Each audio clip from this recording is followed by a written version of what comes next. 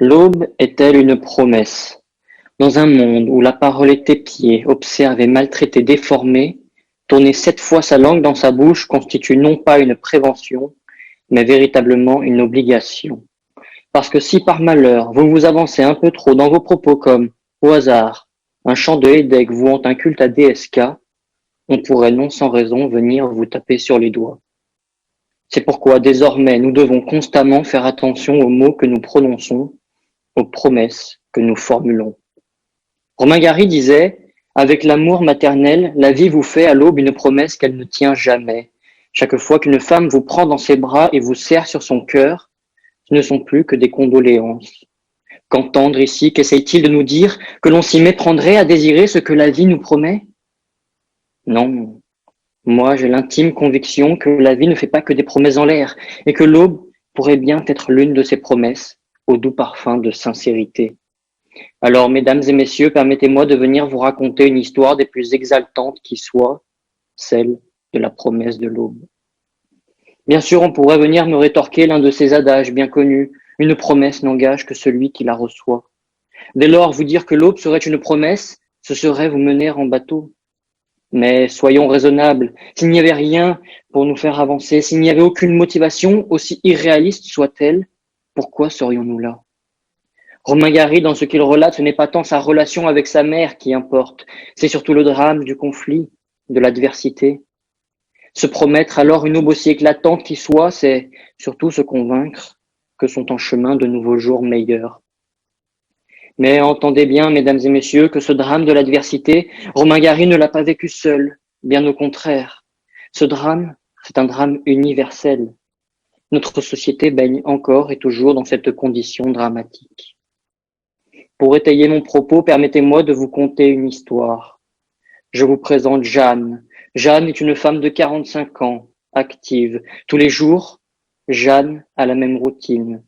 À l'aube, elle se lève, elle prépare le petit déjeuner pour deux, son mari et elle.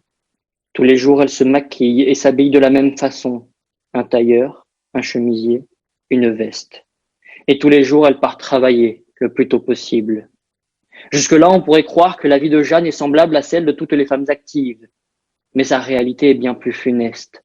Tous les soirs, en rentrant du travail, Jeanne a peur. Jeanne a peur du moment où son mari va insérer la clé dans la serrure, va la tourner, puis va appuyer sur la poignée. Ce moment sonne, à chaque fois, le glas de son intégrité physique.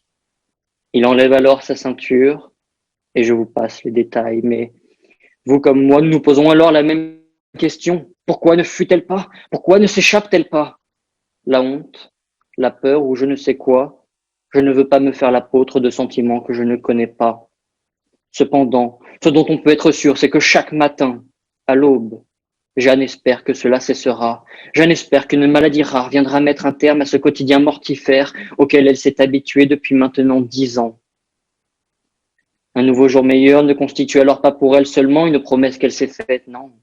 Ce nouveau jour meilleur, cette lueur d'espoir constitue pour elle une nécessité. Y croire chaque jour un peu plus lui permet de rester en vie. Parce que si l'aube n'est plus une promesse que l'on se fait à soi-même, à quoi bon continuer de se battre? À quoi bon tenter de résister à ce qui pourrait s'avérer être salutaire?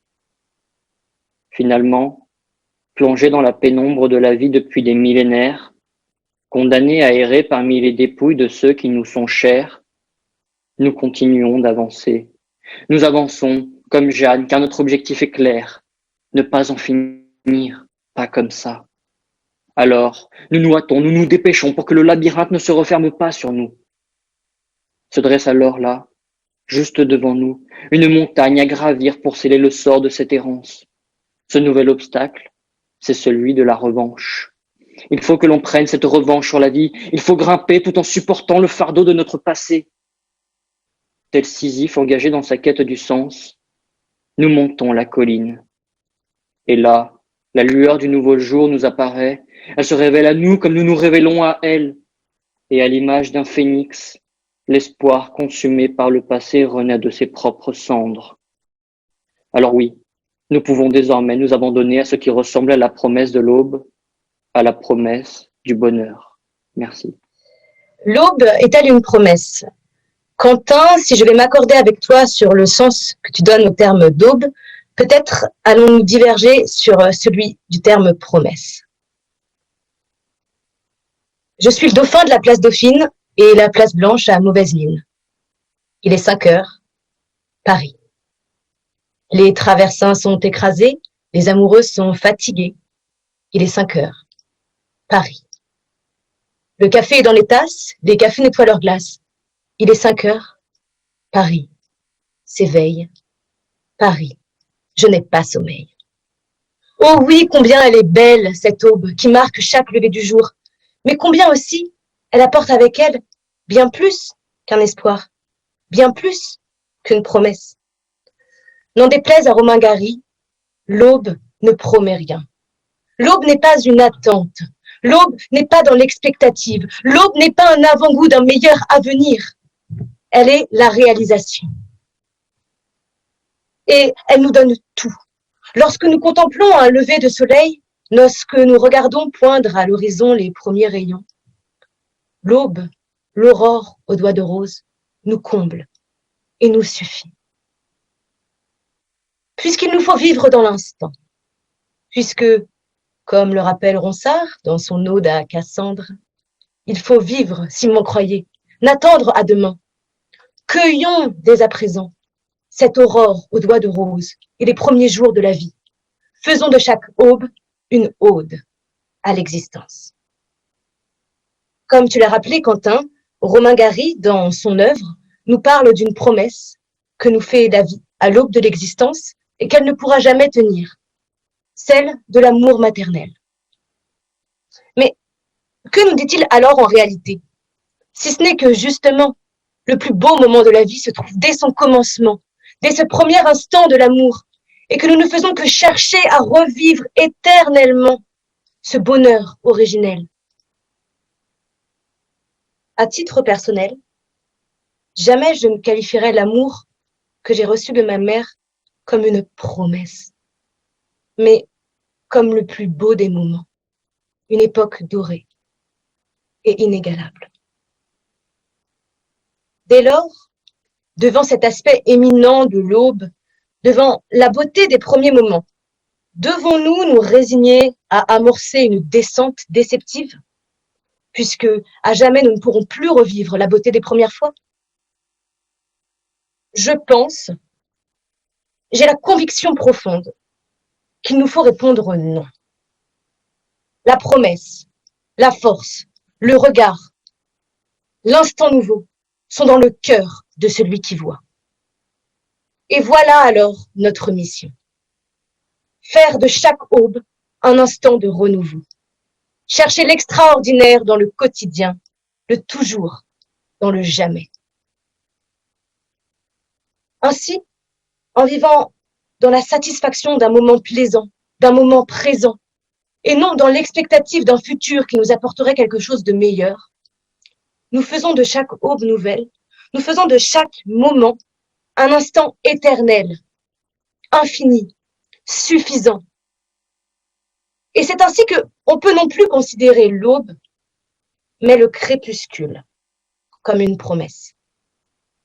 Oui, demain aussi sera à la hauteur.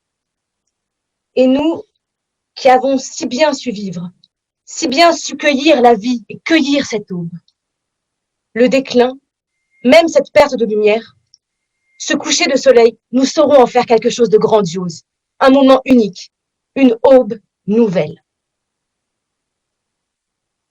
Tous les matins du monde sont sans retour, mais c'est dans ce constat de l'éphémère et envoûtant lever du jour que nous ancrons toute notre poésie.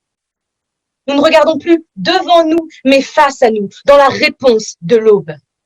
Oui, il y aura aussi un demain, il y aura un nouveau début, mais qui sera la fin du jour actuel. À nous maintenant de faire de ce moment une éternité qui mêle crépuscule et aube. Nous qui mourrons peut-être un jour, disons l'homme immortel au sommet de l'instant. Alors s'il vous plaît, cher public, écoutez donc la parole que Cassandre inspira à Ronsard. Faites de chaque aube un instant exceptionnel pour que le crépuscule devienne une belle promesse.